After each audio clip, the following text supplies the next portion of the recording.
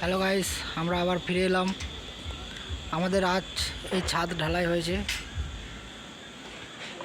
ছাদটা দেখো কত বড়।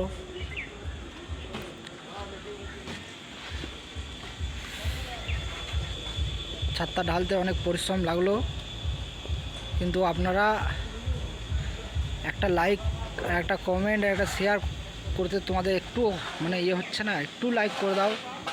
কত কষ্ট করে তোমাদের জন্য ভিডিও করছি। একটা সাবস্ক্রাইব করে দেবা। এই দেখো আমাদের মিস্ত্রি এখনও রুষা ঘুষছে। আমাদের বিশ্বজিৎ মিস্ত্রি এখনও ছাদ লেভেল করে যাচ্ছে। আপনাদের যদি ভালো লাগে তা একটা লাইক করে দেবে। আজকে এই পর্যন্তই। এর পরবর্তী আবার দেখাবো।